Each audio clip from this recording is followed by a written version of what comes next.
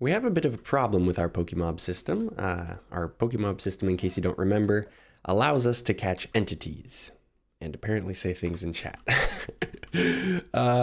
Problem is, if we catch a second guy here, these only have a 25% chance.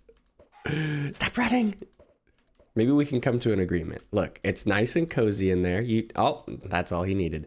Okay, so if we have two chickens, let's pretend for a moment that I wanted one of them to be in a chicken farm. Oops, I did not mean to throw that egg. It was supposed to be visualization. Oh my. Well, there goes my biome bottle. I increased the time. Oh my word. It changes biomes when you throw it. I'm collecting some. Actually, wait. There we go. Had to get the leash off of him for a moment. So if we spawn another chicken here, and let's say that we want this chicken to come with us on an adventure, there's no good way to distinguish between these two chickens. What we were using before was leashes, but leashes restrict their movement far too much. So we need a way to do it without using the leashes, because as long as our system can't detect between our adventuring chicken and our stay-at-home chicken, it prevents us from doing cool stuff, like giving buffs to the player and things like that. So we need to figure out how to distinguish between these two without restricting their leash or without restricting their movement through leashes. And just to show you what I mean here with the restricted movement, we have a zombie and we have a vindicator who is on our team. And you'll notice, as long as he's on the leash, he struggles a little bit. So the reason he's getting injured is he's trying to target. So the zombie had to kind of come to him. You'll notice he can't really pathfind, he can't move very far because he's on a leash. If we take him off this leash, then he'll be able to pathfind really well. Yeah, look at this. Why did he attack that chicken? I don't know, but you can see he can pathfind a lot easier. Man, he's just going for anything. But yeah, his movement is a lot less restricted, which in his case, where he's an aggro mob, he's a lot more helpful when he's off the leash. This is where I'm going to use the biome bottles. I'm kind of multitasking here. This is the mushroom resort. But anyway, technically, it's actually pretty easy to make a way to distinguish between these Pokemobs. All we technically need to do is just add a tag, like say, Pokemob Party. So if I do this command, they both run because I forgot. gotta at least distinguish them. Okay, so now only one is triggering, right? So obviously, like, tag's a really easy way to be like, this is the active guy, this is the passive one. Are you curious what's going on here too? Nope, he's not. He's leaving. So we need a way to change it while they're out. You know, we need to be able to like right click on them, and kind of like how the leash breaks, we need it to like change them from one mode to the other. Which is one of the reasons why the leash was so convenient. Oh boy. I better leash up this chicken or he's gonna run away really far. So we're gonna go for the lowest hanging fruit first. This is an advancement I just made. So I'm just going to interact with the chicken and see if we have it. And if this successfully removes one. Oh. Okay, well, clicking a lead definitely counts. What if we just empty hand it? Okay. I mean, what can you expect? That was like the lowest hanging fruit. It wasn't gonna work. But I just got a weird idea. So this is gonna be really weird because what we're gonna do is we're gonna leash the chicken to itself in the hopes that its movement won't be impaired, but we'll be able to interact with it. That's kind of... Oh, that did something. Oh no. It's worse than I could have expected. He's leashed to the spot, so he can't move because he is telling himself that he can't. Now that's really interesting actually, because sometimes this is a tangent, but Oh, what? He moved. Oh, okay. I thought it might be a replacement for no AI, where they can actually look around and stuff, but I guess not. So I can't unleash him, which is weird. So I'm gonna delete his leash. What? Oh, we did something really weird. I don't even know what's going on here.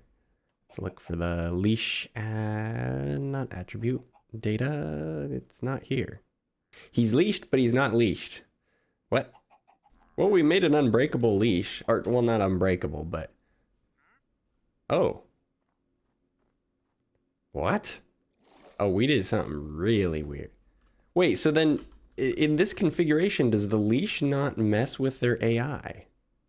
I mean, I guess there's no point to having a leash if it doesn't, you know, move them along in the direction you want them to go, but... This leash isn't breaking, and that's very weird. I'm just gonna walk backwards until the leash breaks. The other thing I don't understand is the other guy should... Oh, yep, I think one of the leashes broke. Nope, there's still two. Like, one of the leashes should be breaking here, because we only modified one of them. Oh, did they finally break?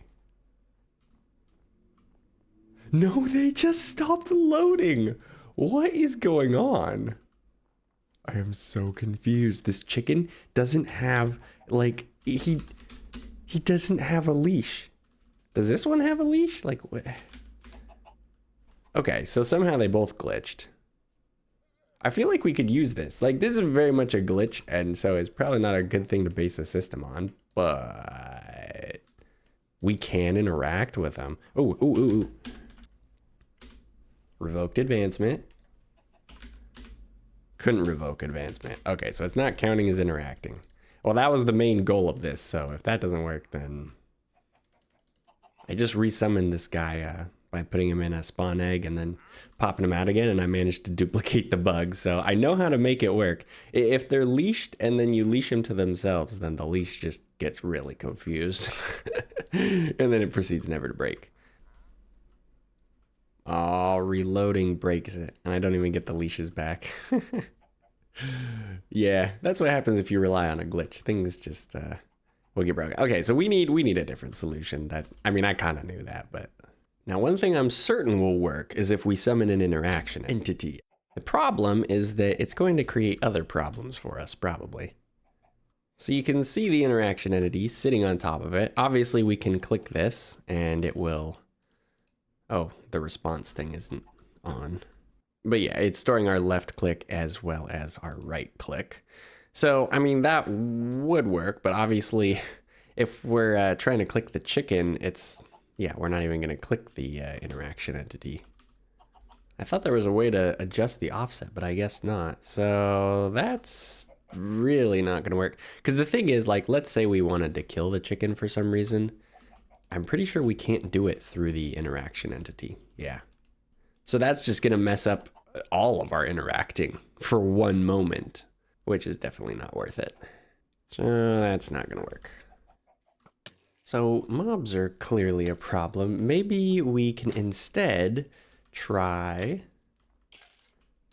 Get out of here. I need some arrows for my crossbow. Maybe we can try fiddling with the actual item itself. So I've made an advancement here, and hopefully it will work if I shift. Yeah! So what we can do is when we're holding a specific item, you'll notice it doesn't work with other stuff.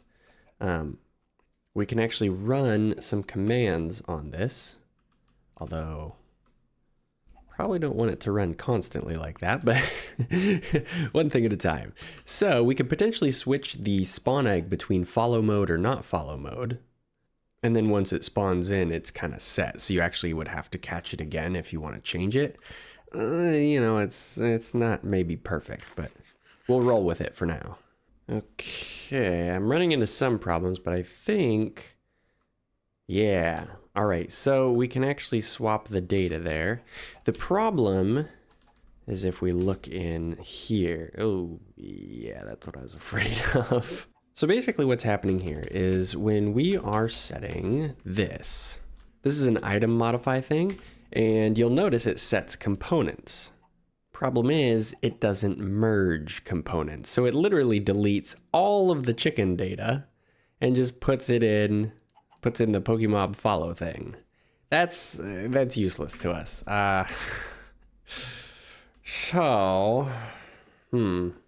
We need another angle.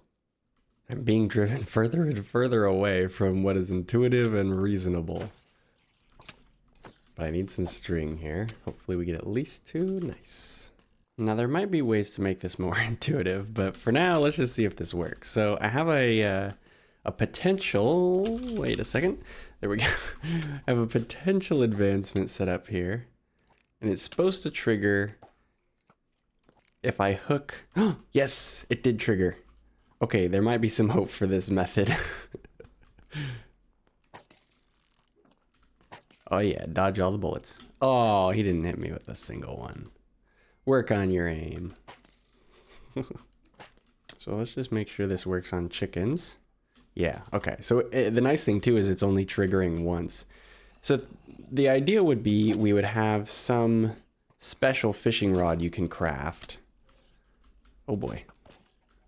Oh, don't make a fool out of me. Don't do it. It was real close. Real close. Oh, that would have been too funny too after what I said to the skeleton. Oh, look at this. Jumping, so he's active. And I broke the fishing rod, but look, it works. Now he's not following. That's what I decided to call it, following or not following, which makes a lot more sense than whatever I was doing before. Yeah, so the fishing rod method 100% works. No question about it. It's annoying, also no question about it. It kind of makes sense. I think we need a way to incorporate the, like, sort of inform the player what's going on, and that you can make such a thing that will, like, you know, actually make the creatures follow you around. So to do that, we're going to do something kind of cool. I need some more snowballs. I've never actually done this before, but with advancement... No, okay. I guess I need a shovel. But while advancements can reward functions, which like run commands, which we use like all the time, they can actually also reward other things. So we'll just make a tier 2 here. And if this works, what's cool, yeah. Notice how a fishing rod just appeared out of thin air. So we can actually reward the player with loot, like specific loot with like lore that explains what's going on. It says hook Pokemobs to switch between follow and wander mode. So if they make a snowball, the first time they make a snowball, they're going to be informed that this exists, which is actually a pretty cool thing. So we're actually doing 2 things. One, we're giving the loot, but we're also rewarding the player with the recipe for it. And I don't actually see it in here, so you might need all of the supplies to be... Wait, I have all the supplies to make it. Hang on, let me just check that this recipe is working. Oh, it is. Yeah, if you put a snowball in it, it does that. That's a little concerning that it's not showing. Not sure about that. Because we need the player to not only get the item, but like know how to make it so they can get another one. Because honestly, the durability on these things is not great. But yeah, I have a little update thing. It says the entity name has swapped to this or that. So we can really easily just turn these both into wander mode, which by the way, wander mode will be the default. So if you just like spawn something in, it's going to automatically be in wander mode. You have to intentionally have it follow you. I don't know if that's going to be a bad idea or not later, but anyway. Oh. Well, now it's showing up. I crafted another one and... Maybe unlocking the recipe doesn't do what I thought it was. Or did. So I made it... Oh, we don't have a regular fishing rod.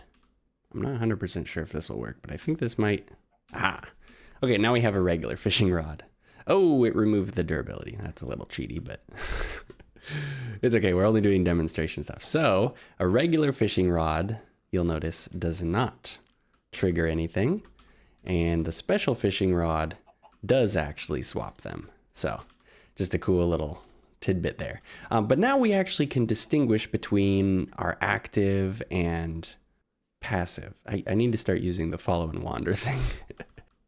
Oh dear, that's definitely overkill. Whoops. I think 14 is the default. There we go. Okay, so now it'll teleport them to us if they get too far away, but it will only teleport the ones that we have in follow mode. And additionally, as soon as we set these guys to wander mode, oh wow, he just teleported from all the way over there. Set him in wander mode, we'll just have one following us. And you can see there's just one following us. So you remember the cool stuff that we were prevented from doing before.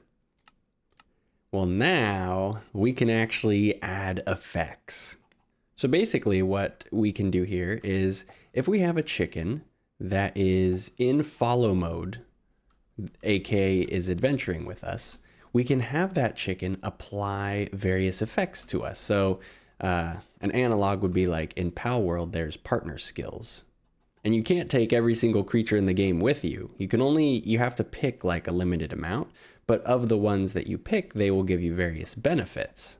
So like the Vindicator, he would attack stuff nearby for us, which is super convenient.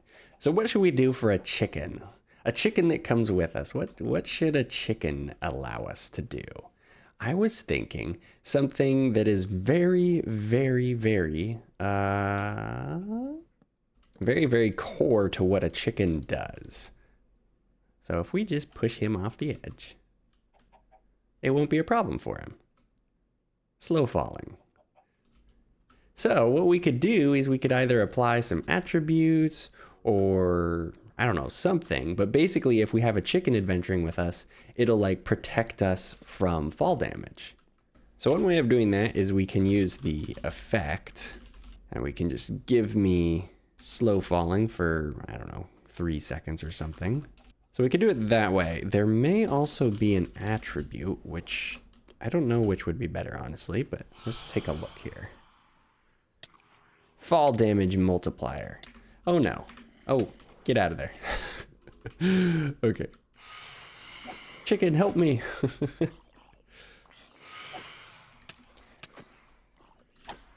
So let's just use the effect for now, because sometimes attributes can be a little finicky.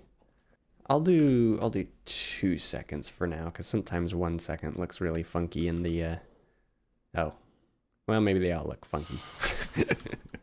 Anyway, so now if we have a chicken adventuring with us, then we just get free slow falling.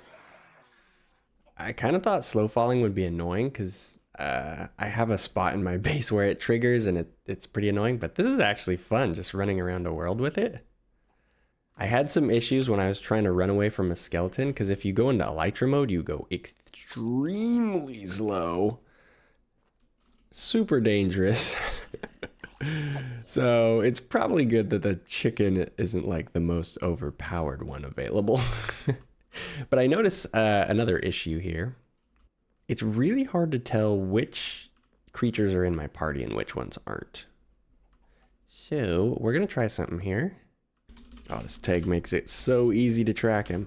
So what we're gonna do is we're gonna make his custom name visible all the time. I don't know if this works if he doesn't have a name, but oh, it does. Oh, see, look, that's perfect. It's like chicken. Chicken is in your party. So we can have the follow swapper. Actually, here, let me add that right now. Reload and then look at that. Not in party? Is in. Oh, come on. Oh, now I need more string. Okay. Let's just double check. Yeah, okay, he is teleporting. I just wanted to make sure I didn't have it backwards or inverted or something. Definitely like that. Cool, so maybe we could add some more. So I saw a pretty simple addition. Yeah, right here. I really need to get rid of what it's saying. That was like debugging stuff that's just left over. Okay, so got a rabbit. Oh, I had a rabbit. Sweet. Okay, so he swapped to... I wasn't sure if it'd work on him. I was wondering if it was only going to work on chickens. make a rabbit variant of this. And I feel like jump boost is obvious. We're not going to make like the partner skills for every single creature. We'll try 2 for that. Okay, so now we should have, yeah, jump boost, and there's supposed to be, oh, those chickens abandoned me. Okay, the jump boost is definitely working. It's only teleporting 1 to me? Wait, what? I did execute as. It should trigger for every single thing. Oh, okay, this keeps, we need a way bigger distance. Normally this would be like in the data pack thing, and so we wouldn't really need to worry about distance, but for our little test area, we really don't want to like accidentally teleport some random rabbit from who knows where. Okay, so now it's working. So we have the ability to jump boost, and this is actually a little bit better than the beacon jump boost, I think. It looks like we're going more than 2 blocks. Yeah, that's about 3. Jump boost plus slow falling is pretty troll. But yeah, all we have to do to disable it, if I'm like, oh, I'm so done with the slow falling, it's so stupid.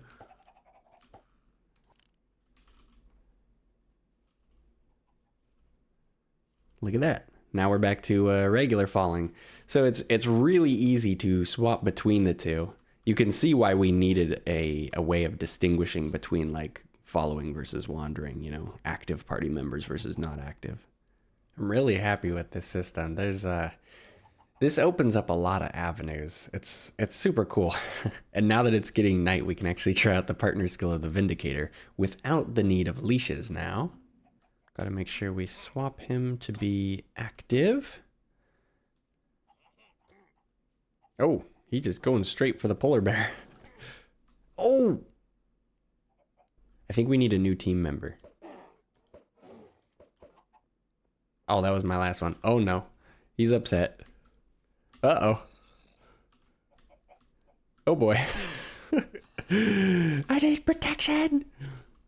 I'm gonna throw down another biome bottle here. I forgot that I had a bunch of them still. There we go. We could get the zombie on the team.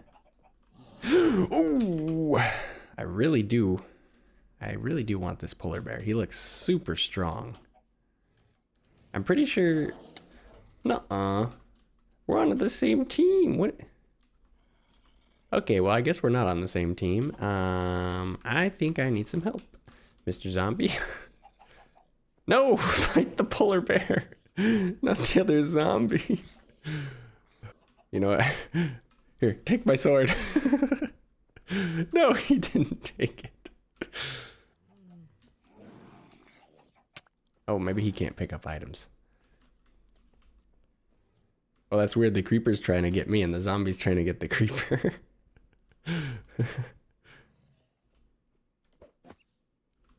There we go. I put the polar bear in an egg. That'll Oh, he killed the zombie. Oh, and the polar bear. Ooh, rip. Oh, you know, I'm curious actually. What will phantoms do if they're not on a leash? Alright, we got a phantom. Unleash him. I can't tell which one is which because I don't have the follow swapper.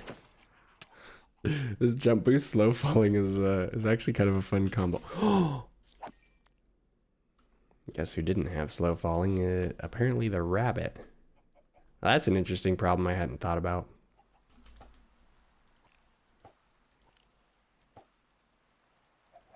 There we go. I got him. And just before it's too late. I want to see if he'll attack the polar bear. See, that damage stuff is when he's targeting the polar bear. Oh, that's interesting. Flying mobs might need maybe a little more space than what I'm currently giving him. Well, there's definitely some improvements that still need to be made, both with the teleporting. We're going to have to think of a lot of partner skills for these guys. And I'm already realizing that some of these are going to be really overpowered skills. So we're going to need a way of, like, in the future, maybe limiting the party Yeah, he just will not attack him. He's probably trying to go up for his like fly around thing, but I don't know. It's kind of nice it's raining. I guess I could catch him and or, you know, just miss every single throw. Oh dear. Aha. Well, regardless of all the future things that we still need to add, I'm really happy with what we created this episode. The follow system and the follow swapper. I can't believe we actually hit the phantom with it. That's actually pretty shocking to me. I didn't realize that fishing rods could go that far. So I think that that bodes well for this thing's future. But yeah, I got two questions for you. One, how big do you think we should make the party size? Like, cause some of these powers and boosts and stuff have the potential to be really powerful. So maybe five's a good number. Maybe it needs to be smaller. Maybe it should be a little bigger. I don't know. So let me know your comments on the party size, but also, do you have any ideas for partner skills? I mean, there's a lot of mobs in the game. There's a lot of angles we can go. I can't promise that I'll add every single idea, but you never know what the brainstorming will inspire. Well, I think that's going to do it from me. I'm going to finish off these biome bottles here, me and this chicken that's following me. Very cool addition. Come on, chicken, let's look at the edge over here. Oh yeah, you can see it turn from snow into rain. Lots of cool stuff, but I think that's going to be it for me. So, me and chicken signing off. Later.